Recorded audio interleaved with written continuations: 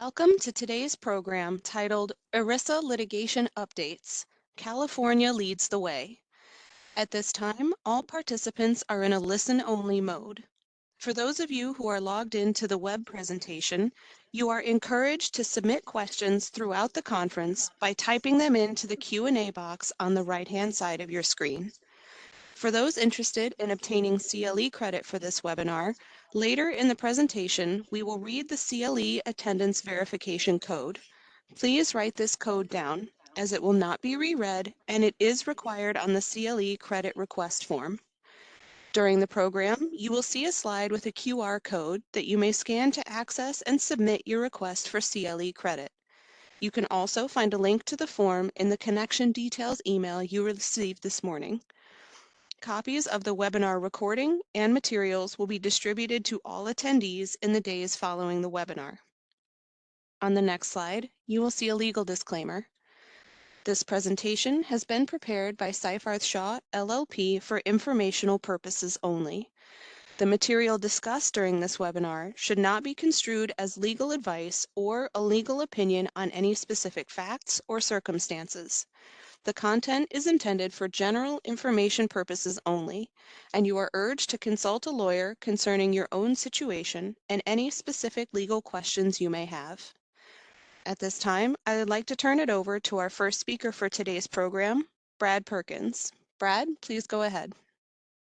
Thank you, Kate, and welcome everybody. Good afternoon. I'm proud to be joined today by my partner Kathleen Slot here in San Francisco, who's a co-chair of our ERISA litigation practice, and Ryan Ticker, an senior associate in our Century City office. We're all part of the ERISA litigation group here at Seyfarth Shaw, but we also practice and work very closely with our employee benefits practice to counsel clients when we're not dealing with litigation as well. So we'll try to, as you'll see throughout the presentation, add some pointers and practice notes that will help, claims administration, plan administration in general. But next slide, please, Kate.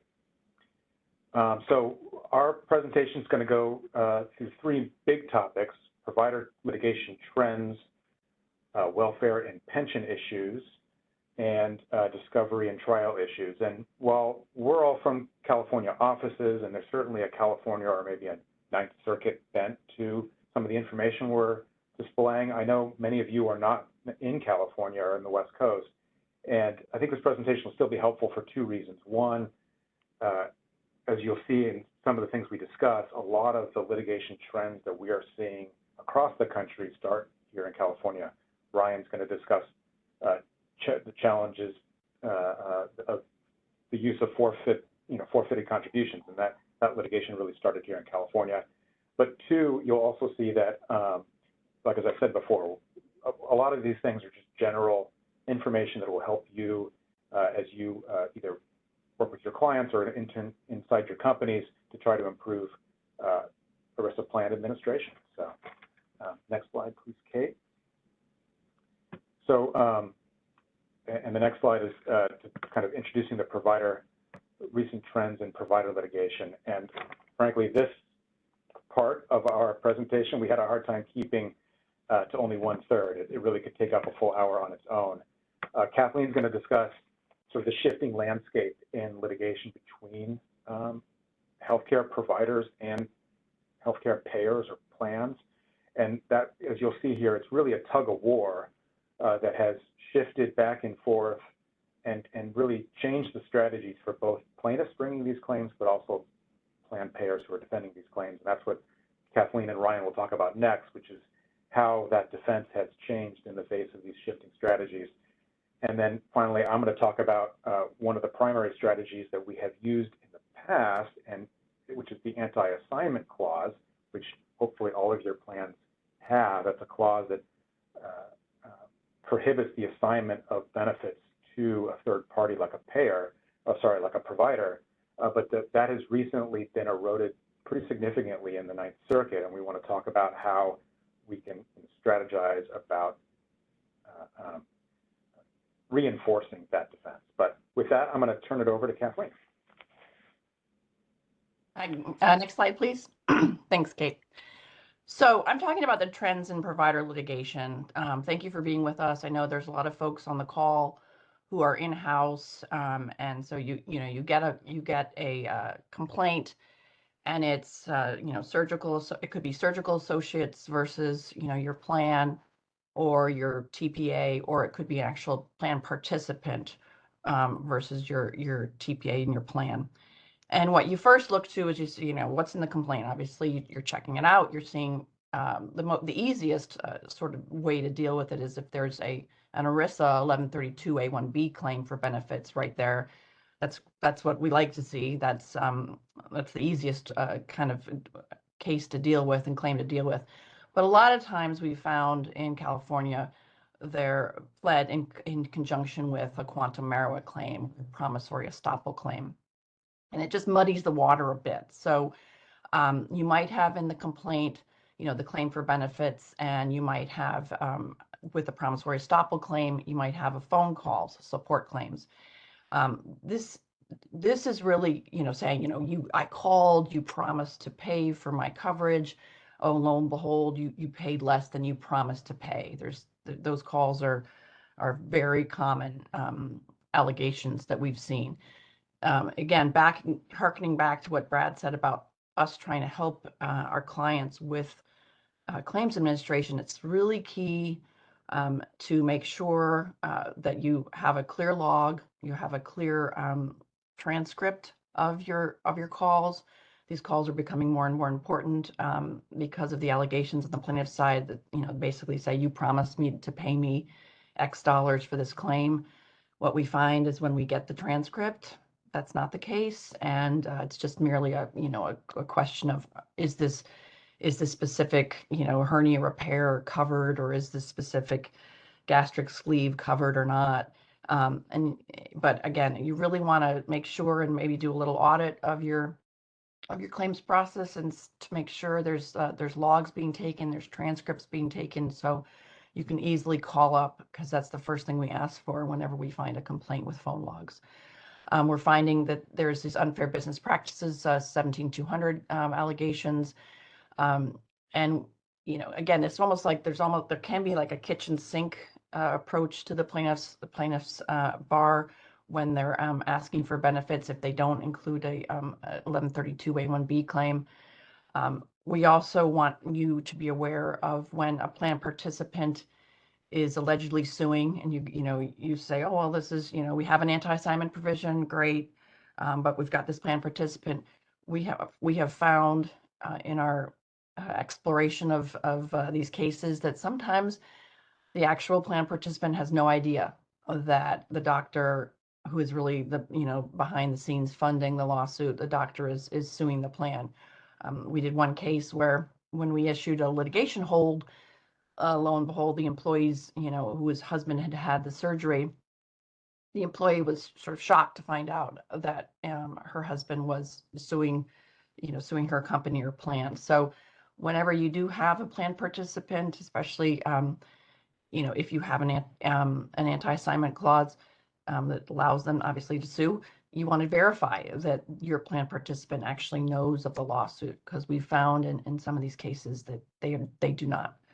And that was a pretty big bargaining chip we had. The other thing is when you get a lawsuit, you're sitting in your in-house job and you get a lawsuit, and there's only state law claims, and typically it's a state law claim for quantum merit, and it's based on the Knox-Keene Act. This is a California Knox-Keene Act. It's a comprehensive system of licensing and regulation under jurisdiction of the Department of Managed Healthcare. It's basically intended to govern healthcare service plans and specialized contracts.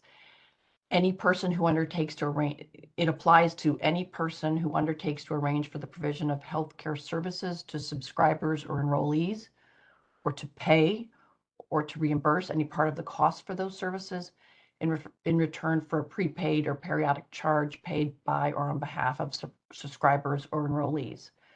The definition does not apply to persons organized and operating in California pursuant to a certificate issued by the insurance commissioner.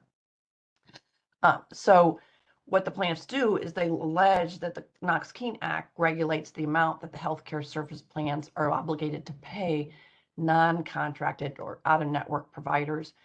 And it names UCR or, allowed, you're supposed to pay the fee usually charged by the providers.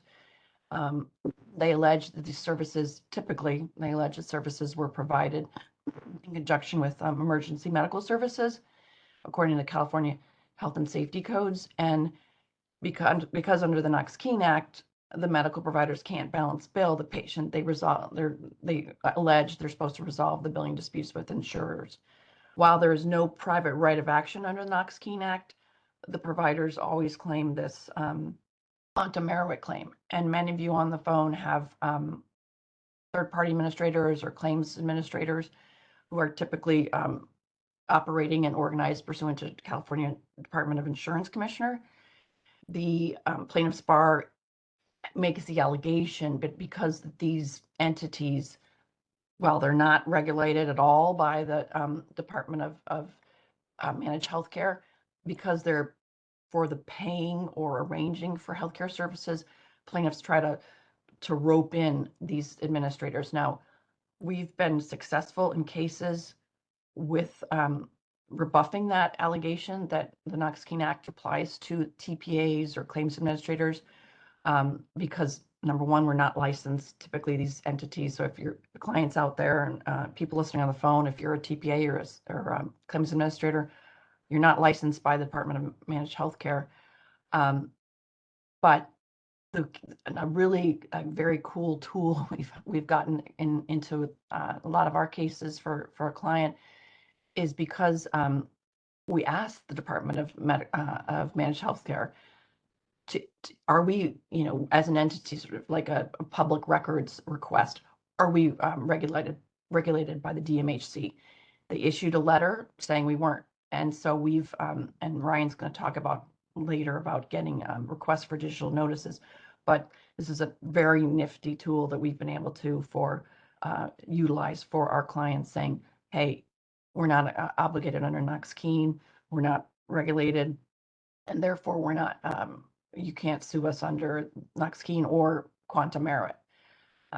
The other last sort of trend we're seeing in provider litigation is if you have a state complaint and you have a provider and they're asking for less than $75,000 because they want to stay out of federal court.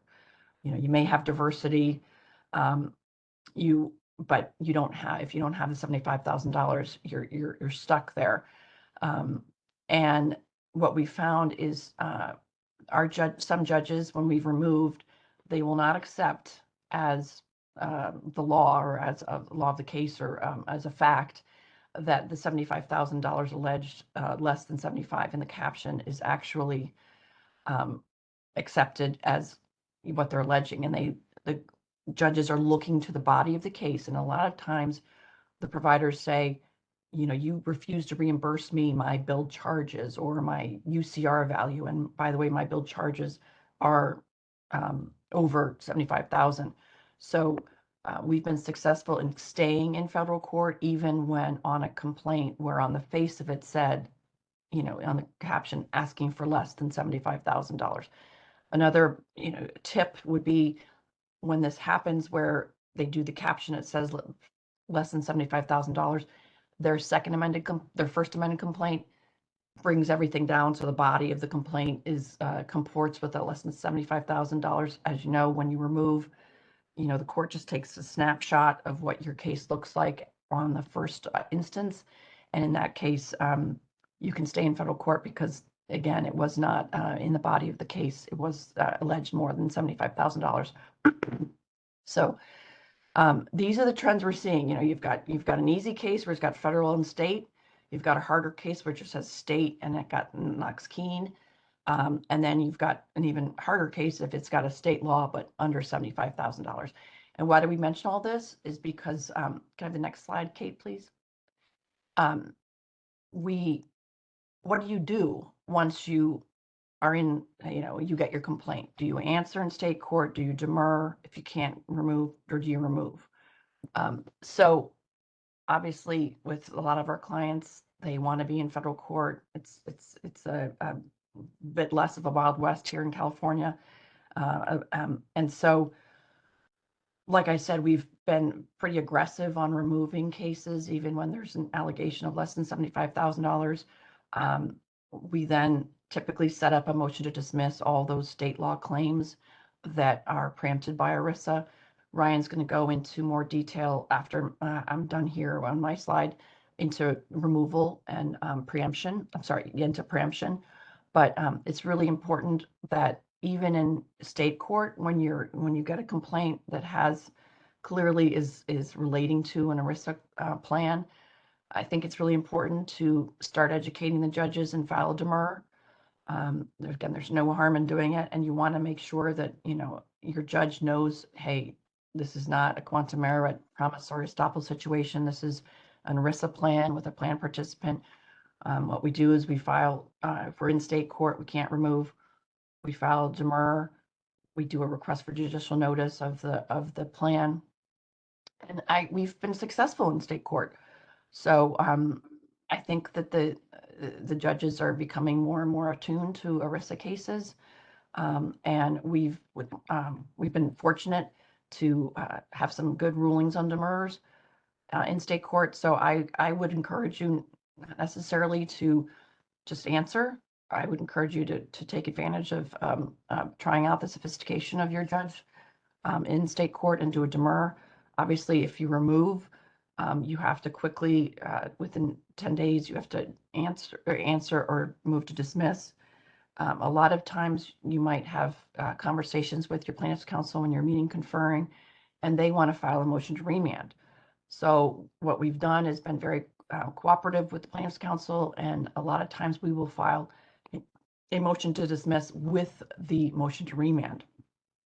And that's why the judge has sort of the whole landscape in front of him or her, and they can decide whether to keep the case or not, and really what the law, how ERISA plays into preemption. We find that when you do a motion to briefing, both the motion to remand and motion to dismiss, you really kind of have an opportunity to highlight both ERISA 514 preemption and the complete preemption that is present in your cases with these ERISA and state law claims. I'll hand it over now to Ryan to talk in more detail about ERISA preemption, given some recent new case law by the Supreme Court. Great, thank you, Kathleen.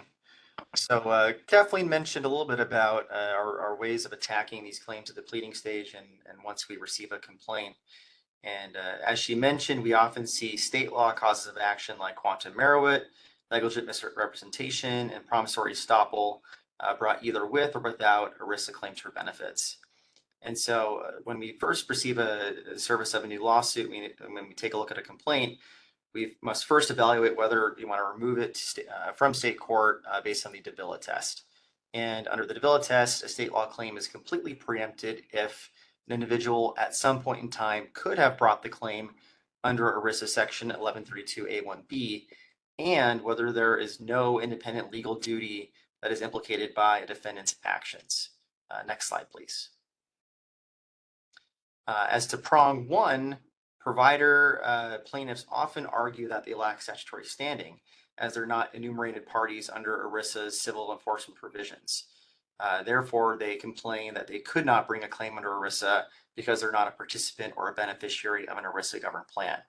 Of course, providers can and often do bring ERISA lawsuits claiming benefits through an assignment.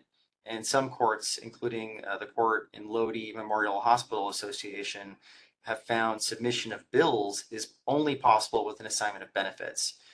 So we have made the argument that because the provider submitted a bill to the insurance company, prong one is met because they already have an assignment of benefits, and the provider could, of course, brought a claim for benefits under section 1132A1B. However, even if prong one is met, we sometimes face hurdles convincing courts that both prongs of the Davila test are met. And for a court to find a state law claim is completely preempted, both prongs of the test must be met. Looking at prong two, provider plaintiffs often claim that their state law claims implicate independent legal duties. And so looking at the context of claims for reimbursement of emergency medical services, for instance, Providers often assert that they have a quantum merit claim based upon the insurer's alleged violation of California's Knox-Keene Act by not reimbursing the doctors at the so-called usual, reasonable, or customary rates. And these doctors demand typically their full bill charges, which are oftentimes orders of magnitude above a network or Medicare rate, something to the extent of the difference of $1,000 to $45,000. So these providers then argue that their quantum merit claim is an independent legal claim outside of ERISA to avoid the grasp of prong two. And at the pleading stage, we'll often try to get evidence in front of the court through a judicial notice, request for judicial notice, putting forth evidence that the claims administrators and insurers that we represent have licenses with the California Department of Insurance and not California's Department of Managed Healthcare. We'll also do screenshots from these public websites showing that we don't have a license with the California Department of Managed Healthcare. And as Kathleen mentioned, we also went straight to the source and went to the DMHC itself and got a letter saying, no, in fact, we're not regulated by the DMHC, but actually we are an insurer regulated by the California Department of Insurance. And there are specific provisions in the California's Knox-Keene Act and the Health and Safety Codes, which exempt insurers and claims administrators and which require a entity to have a license with the DMHC. And it's somewhat of a difficult game where the plaintiffs play, where they essentially allege that we are an HMO, and we'll then try to educate the court about the difference between what an HMO and a claims administrator insurer is, and the role that our claims administrator clients tend to operate within that role. Now, some courts on the complete preemption game have found that alleged violations of the Knox-Keene Act do not give rise to an independent duty because the claims administrators and insurers are not subject to it.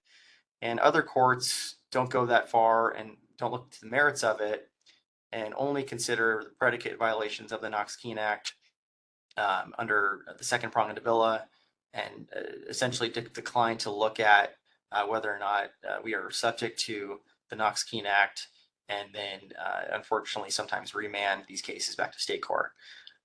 So if a case is remanded to state court, our next step is to argue conflict preemption under Section 514A of ERISA, which we have thankfully gotten much more support over the last 6 months, and these arguments are much more successful. But even though there is a risk of remand, we do think that sometimes it is worth the risk of removal to argue the application of ERISA preemption to a federal judge, and plaintiffs' counsel often do not want to be in federal court. And if we are successful attacking a motion to remand, oftentimes these cases either get dismissed immediately or settle for pennies on the dollar. Next slide, please. So as I mentioned, we were lucky to get this excellent opinion from the Ninth Circuit in Bristol SL Holdings.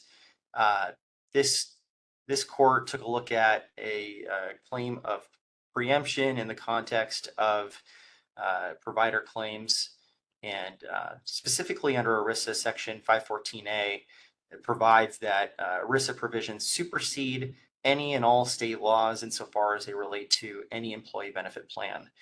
And pursuant to this clause, ERISA preempts state laws and common law causes of action, such as negligent misrepresentation or quantum merit, which have a connection with and a reference to an ERISA governed plan. And so, as I stated, this is somewhat of a game changer in reaffirming the expansive nature of ERISA preemption, at least under the 514A connection to test. But in this case, a provider brought an action against a health plan administrator for breach of contract and promissory estoppel, alleging that the administrator denied reimbursements on the basis of a provider's prohibited fee-for-giving practice, despite the administrator having previously authorized the provision of health services in phone calls with the provider. So based on those phone calls, Bristol SL alleged breach of contract and promissory estoppel, essentially alleging that a additional contract outside of the ERISA plan was formed with the administrator Cigna here. And prior to this case, courts often found that these independent claims and causes of action outside of the ERISA plan were not preempted by ERISA and allowed these claims, such as breach of contract and negligent misrepresentation, to go forward. Bristol SL said, no, no, no. It affirmed the expansive nature of preemption, holding that state law contract claims based on out-of-network calls to a plan administrator seeking to verify plan coverage are preempted because they both have a reference to and an impermissible connection with the plan that Cigna administered. The court also expressly distinguished the Meadows, which is a older Ninth Circuit opinion that plaintiffs' counsel often relied upon. And the plaintiffs would argue that because of the Meadows, there could be no preemption because Bristol was not suing as an assignee of a purported beneficiary, but as an independent entity claiming damages, claiming this independent cause of action outside of the ERISA plan. And the Ninth Circuit held that the Meadows stands for the proposition that ERISA preemption does not apply when state law claims are triggered by the complete lack of any ERISA plan. And so in this case, the Ninth Circuit found that the plaintiff's state law claims were in fact preempted by ERISA. Next slide, please, Kate. And recently, we have been able to use these arguments in central district courts and state courts in California. The first one, the healthcare ally management case, is a matter that I handled with Kathleen. And this involved, similar to Bristol SL, a suit by a provider operating based on an assignment of benefits. And in fact, this provider is represented by a plaintiff's counsel we see often. And we've actually heard rumors that there are scripts that can be given out in these types of cases to providers to use during a verification of benefits call in an attempt to get the representatives to say that rates are based on usual, reasonable, and customary and not Medicare. And that's why, as Kathleen mentions, it's so important to get actual copies of these recordings if they're available and to take really detailed and specific notes so we could rebut any types of allegations that there are usual, reasonable, customary contract allegations and discussions with the plaintiff's counsel and providers. But at least with Bristol SL now, prior to Bristol SL, we filed a motion to dismiss, and the judge rejected our claim that preemption applied to these claims. After Bristol SL, the court considered our arguments again and held that a much broader scope of preemption applied to the claims by third-party providers, and then held that the state law claims for reimbursement were preempted as connected with an ERISA plan. And the court also explained that independent state law claims means claims independent of an ERISA plan and not arising from an independent source of law. So that helps to counter the argument that these claims for negligent misrepresentation and promissory estoppel are independent of ERISA. And so that's a helpful argument that we could use to counter that. This court also found that the claims in Meadows were independent because there was no operative ERISA plan. And so at least when there is an ERISA plan in place, these are really effective and useful arguments. In Dedicato, the court also considered Bristol SL and held that the provider's state law claims had a reference to the ERISA plan because when the provider called the defendant to verify patient benefits, the context of this communication concerned whether reimbursement was available under the ERISA plans that the defendant administered. And that's one of the main issues with these state law claims, is that they often are done in context of a verification of benefits call, or they concern a interpretation of ERISA plan. And prior to Bristol SL, we were scratching our heads at how courts could not be finding preemption here, but luckily Bristol SL reaffirmed conflict preemption. And of course, the Dedicato case also followed Bristol SL, finding that the plaintiff's state law claims had an impermissible connection with the plan because that would unduly intrude on a central matter of plan administration. So as I noted, since this case, we have been using these arguments both in state court and federal court with success, and more so in state court before, where we had more limited success. And this gives us more leeway in attacking a plaintiff's claims. So now I'd like to turn to Brad to talk a little bit about anti-assignment provisions. Got to unmute myself. Thanks, Ryan. So with the success that we've been having both in state court and now following Bristol in both federal and state courts of having these state law claims dismissed as conflict preempted under 514.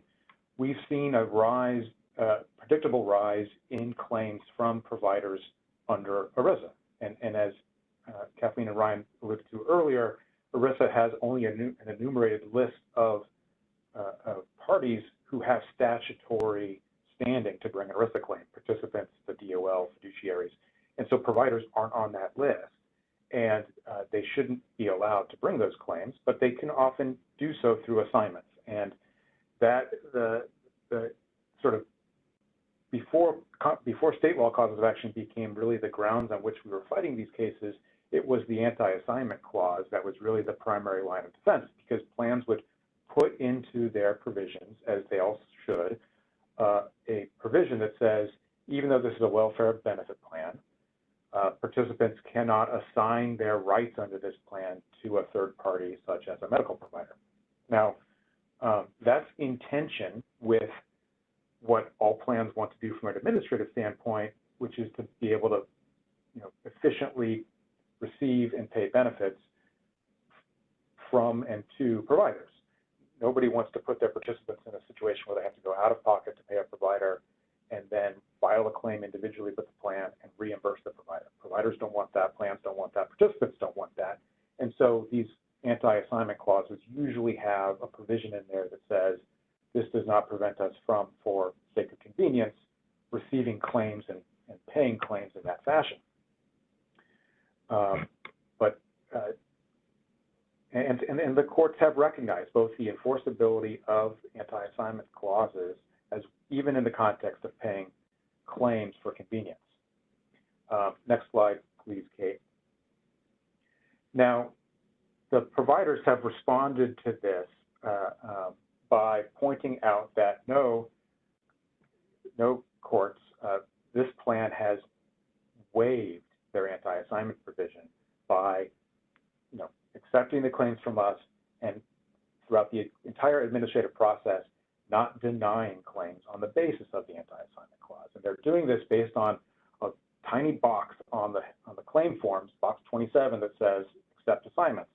And because of the convenience factor, almost all plans process claims pursuant to this box without separately raising the anti-assignment clause.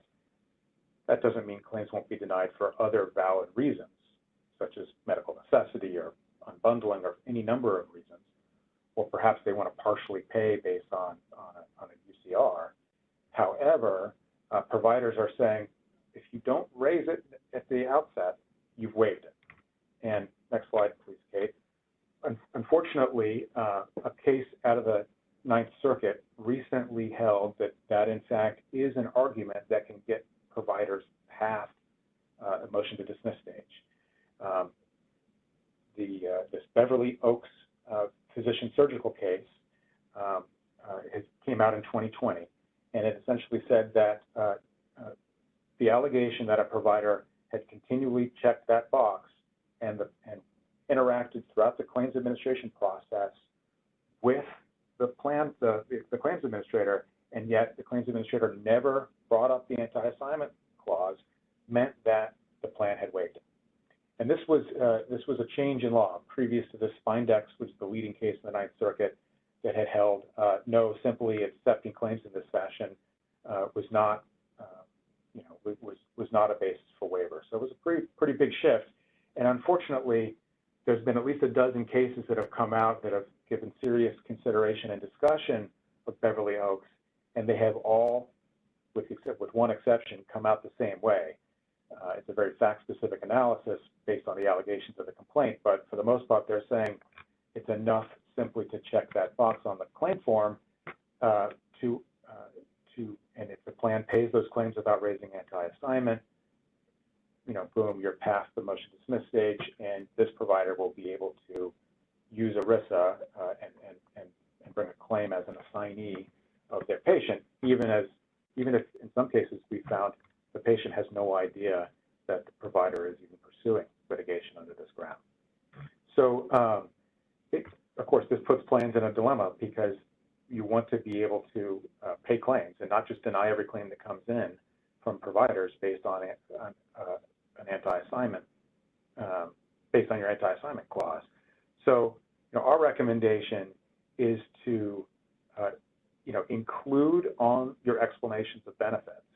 These are the forms that describe, what the claim is that's come in, from whom it's come in, and the reasons for why the plan has paid or not paid, whatever it is, to put on the back of that explanation of benefits with all the other legal disclaimers, a description of the plan's anti-assignment provision and the fact that just because the plan is paying this claim or partially paying this claim or denying it without raising the anti-assignment language doesn't mean that it has been waived, because waiver has to be the known waiver of the waiver of a known right. And if you've got that language, it'll be very good evidence to be able to take notice of during the motion to dismiss stage, because it's the basis upon which a claim is being brought, and then get rid of the claim right away. This is still a very new area, so we haven't seen this kind of practice tested, but I'm confident that it will certainly blunt the impact that we're seeing from Beverly Oaks, which is now frankly being cited in every complaint that we see come in now from plaintiffs' counsels. So next slide, please. So that's kind of the discussion we've had of provider litigation and the trends of provider litigation. It obviously took a long time, and so we're going to get through the rest of the section, but if you have questions, please do put them in the Q&A. Even if we don't get to them during this presentation, we'll make sure that we follow up with you afterwards. So the next slide, please, Kate. I'm going to first talk about one of the big trends we're seeing in fiduciary litigation in the welfare plan space, which is a new area of the law. And this is not so far in California. In fact, it's been a nationwide trend that I think we'll only see increase. And that is fiduciary litigation focused on pharmacy benefits.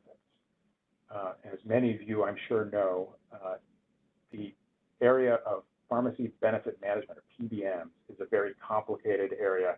Even just negotiating your contracts with PBMs can be a complicated process.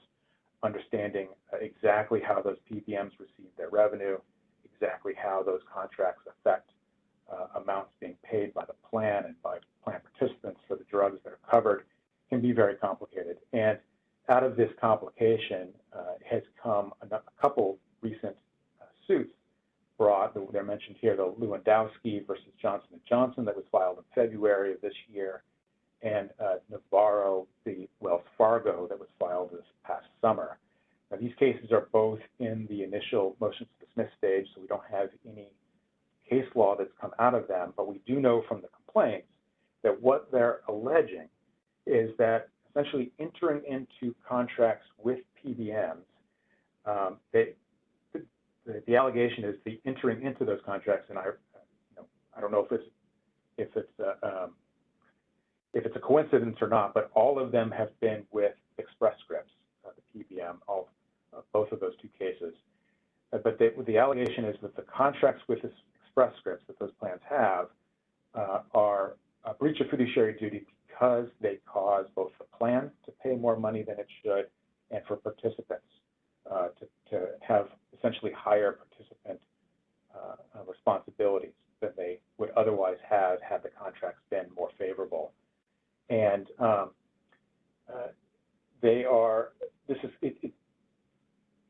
it's a really kind of difficult area of the law, precisely because of what I said before. These contracts are not necessarily easy to understand, and so plaintiffs are kind of cherry picking facts from, this drug, name the drug, whatever it is available, using your GoodRx coupon for $50, and yet the plan is paying $1,000 or more for it. So they're alleging that just the mere fact that that exists means that there has been some breach of fiduciary duty, which is obviously a gross oversimplification of the facts, because the way these contracts are structured with PBMs, you have to look at the revenue and the payments as a whole. Plans are negotiating rebates, they're negotiating what kind of discounts they get off of average wholesale price. They're also, creating formularies. They may have step therapy, et cetera. So whether or not one individual drug is more expensive as it is through this plan than it might be in some other plan is not necessarily going to be a determinative as to whether the plan as a whole is the best that can be offered. So that's one area that's going to be interesting to see how this shakes out. I think, though, the primary initial ground of defense in these cases, and the issue that's going to come up, I think, at the outset, is standing, and not statutory standing under ERISA, but Article 3 standing. And that's the classic Article 3 standing we've learned in law school that, a plaintiff must have suffered an injury, in fact, that it must be traceable to the defendant's conduct, and that the relief sought will redress the damage that's been done.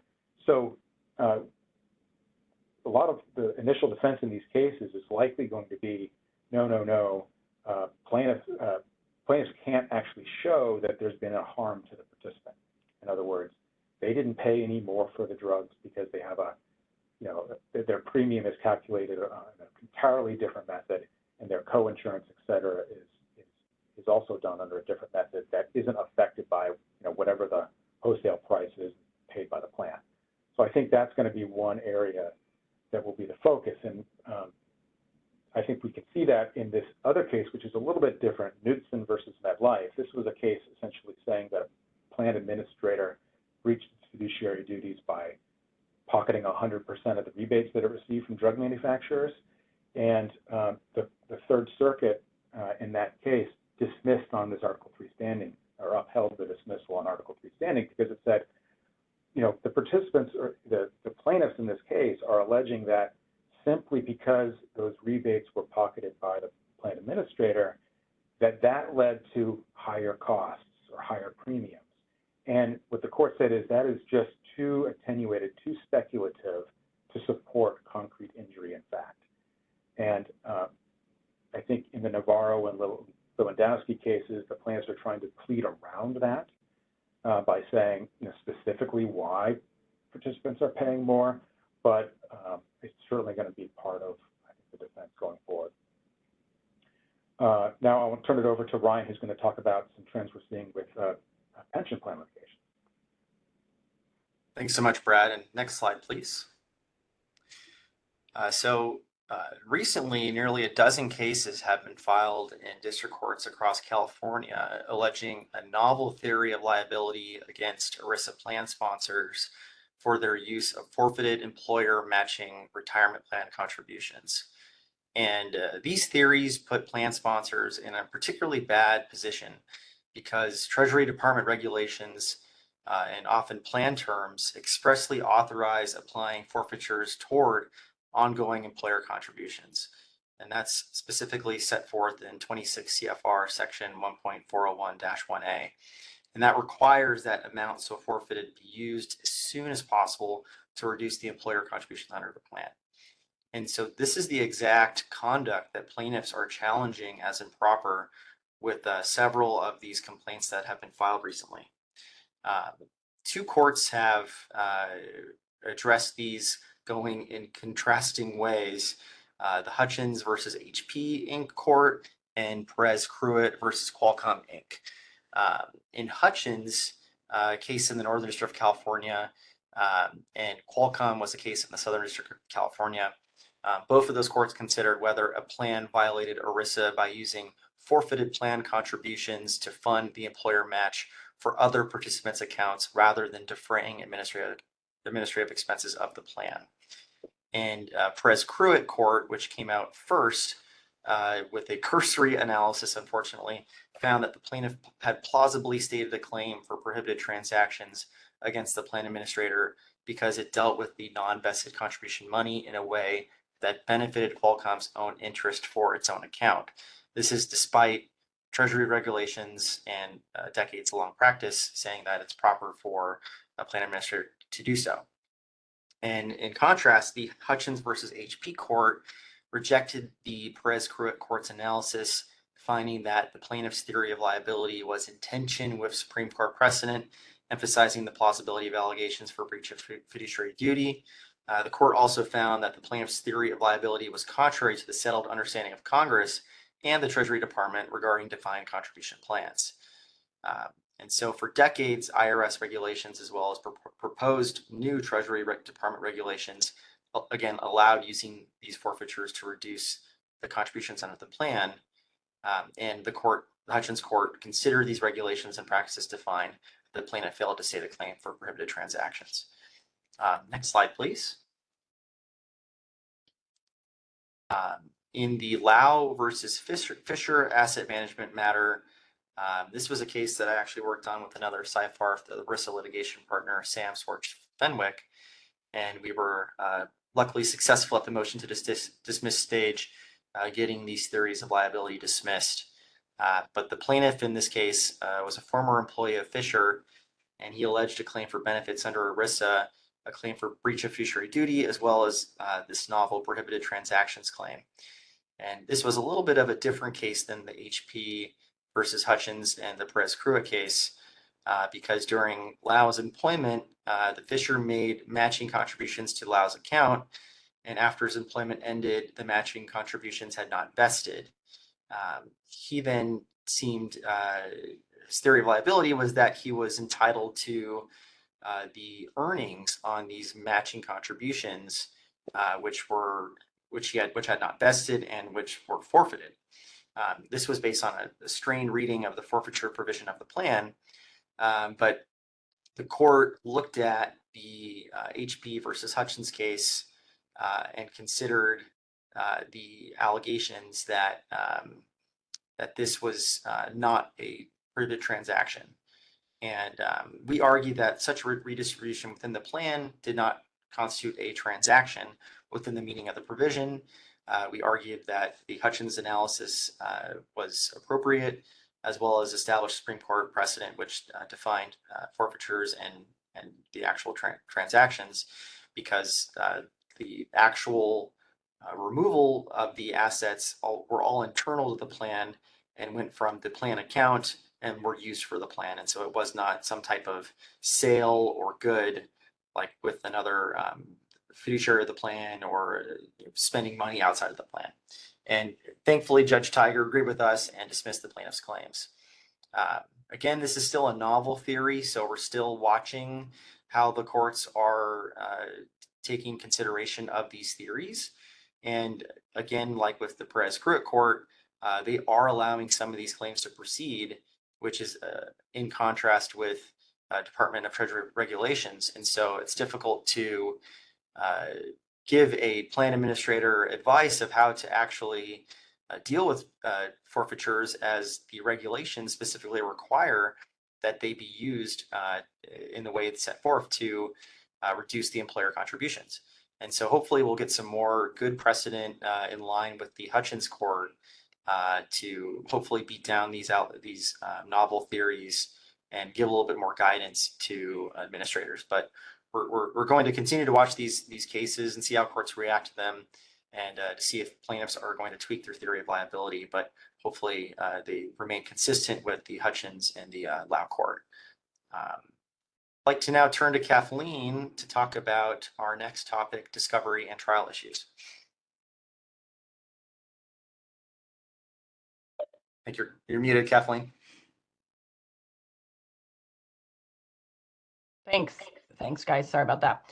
So I'm going to talk about trial issues, and then I think we're going to switch back to Ryan for some discovery in the last 10 minutes we have. Next slide, please. So in the Central District, which is where I do a lot of practice, and then also in the Northern District, we've had a number of trials. And what's very clear, you come to the trial, to the judge, you have an afternoon basically when you're arguing a Rule 52 motion.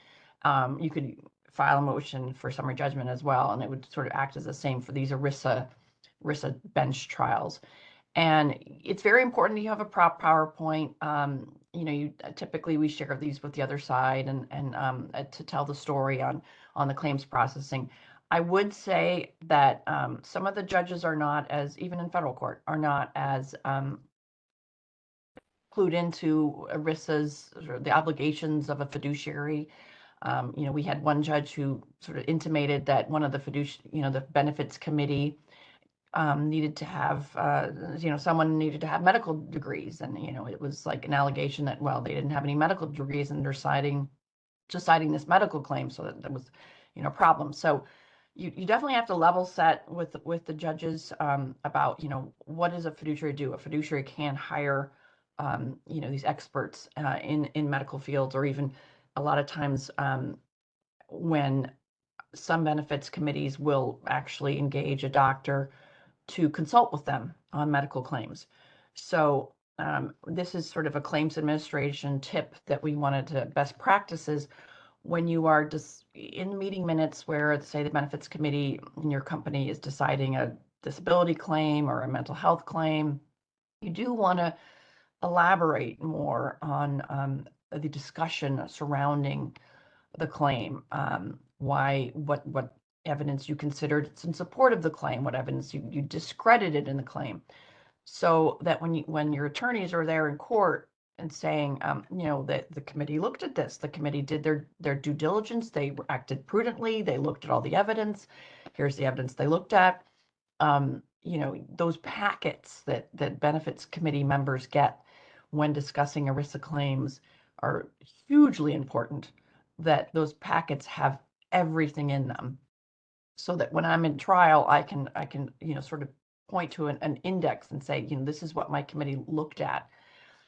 If you're doing it virtually, we've had situations in the past where there was been a little, a meeting invite went out for like 1 o'clock that the benefits committee was going to discuss this. And at 1:08, some emails came back saying denied. And, there was an allegation that was that enough time to really evaluate a claim.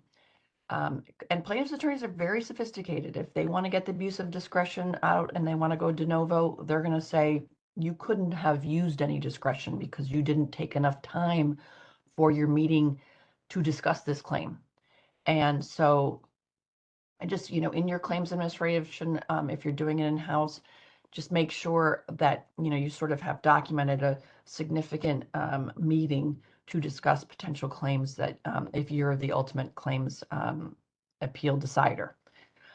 Another thing I would say is when I'm at trial and I've got a screenshot which could explain how my claim was processed, and in my plan, I might have a greater of 3 analysis where I'm going to pay a greater of 3. I'm going to pay billed charges, or I'm going to pay, or excuse me, lesser of 3. When am I saying lesser? Lesser of 3 billed charges, Medicare rate, or some other rate.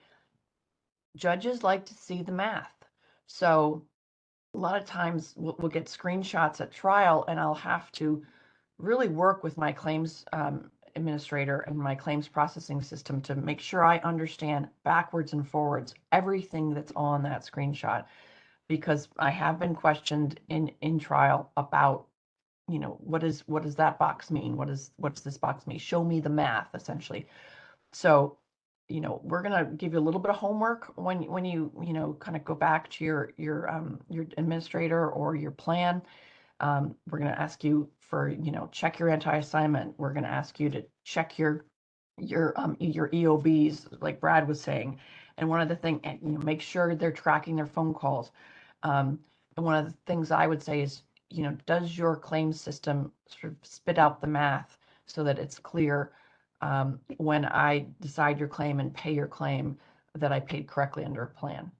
At trial, we have witnesses typically show up for trial. They think doctors, providers, that if they're behind the case, they can talk. And so just be wary of that, be ready for that. We consider motions in limine or objections if we know that our plaintiff is going to try to get in other records, other expert reports, other policies, maybe their billing guidelines, what they command for the market. Those are all potentially backdoors, so you want to be proactive and think about them before you go to trial. Be prepared to argue all the issues. We had a trial recently where the judge originally did the standard review, and at the trial said, I'm considering that again. Let's argue that again. So just be prepared to argue that. Have ERISA citations and regulations memorized. You need to know what CFR provision is required for the requirements of a proper plan denial and what it has to contain. We've been quizzed on that in the past. So you just want to have those kinds of things on your fingertips. And then again, just lastly, make sure you have all your arguments just in case you appeal. I think it's important to have it in your PowerPoint, have it in your briefs, and we're seeing more and more appeals. Ryan's now going to talk about perfecting the record before the court quickly, and then give our CLE code. Thanks, Kathleen. So as we kind of mentioned, a lot of these battles are about discovery and kind of what information is before the court. And at least at the motion to dismiss or demurge stage, there is a lot of on-point authority saying that courts can consider the at-issue ERISA plan document as well as publicly available information.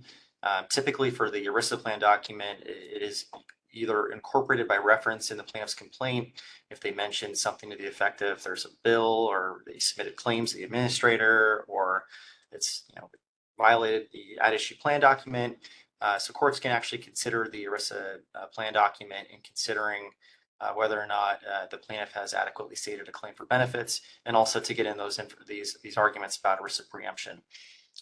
As to discussions about Knox-Keene Act and application of that to an administrator, as we noted earlier, we have had great success in getting publicly available information like licensing and actual letters from the DMHC itself confirming the application of regulatory schemes to our defendants. And there are different hearsay issues depending on if you're in state court or federal court, but most of these documents at least can be considered on the incorporation by reference doctrine. At bench trial, it's the administrator's duty to put together the administrative record. And it's important that when we're putting together that record, that we include all types of manuals and guidelines that could potentially be applicable or useful for litigation and trial. And we often don't know what we might need until we really dig into a case and start briefing a trial brief. But some manuals that we've added to the record include things like CMS's National Correct Coding Initiative Policy Manual, and internal assistant surgery policies. These things you somewhat have to go outside the box and look at reasons of why they might be included or necessary. But for instance, like the NCCI manual, that is sometimes included as referenced into if it's a reimbursement dispute. It could be something to the effect of there's you're looking at reimbursement policies, and so we've been able to get that information before the court at a bench trial to consider how we properly administrate the claim. And other guidelines like MCG guidelines, CalOCAS guidelines are hugely important for residential treatment center claims. So it's always good practices to get copies of those guidelines in front of the record. And then, of course, there's a lot of plaintiffs' counsel who like to get things that are outside the administrative record, and it's important to be vigilant in objecting to those and moving to strike those where necessary. I'll move quickly now to the next CLE slide, as we're all interested in. You could use your phone to scan the QR code here, and the code is SS as in Seyfarth Shaw 1008. Again, that's SS 1008. Well, we're waiting for everybody to write that down. We're probably going to have to wrap it up here soon, but the slide deck's going to be distributed, and we'll make sure we can follow up with any questions you might have after this presentation. And while we're closing, just wanted to chat briefly about some lessons learned. A lot of these cases are little battles between the plaintiff's counsel where they have shifting venue tactics where they'll file a claim in small claims, they'll file it in federal court, then they'll file it in state court. Some will limit damages, as Kathleen indicated, to $75,000, and actually one is going very heavily into the small claims court, splitting claims into $2,500 and filing hundreds of lawsuits against claims administrators and insurers throughout Southern California. So these are just some of the things that we've seen from plaintiffs' counsel and providers to try to get amounts in excess of what they're owed. But we really thank you for your attention and patience. And as Brad indicated, happy to distribute the slide deck and take a look at some questions and get back to those as soon as possible. But just wanted to thank you guys for tuning in. Yes, thank you.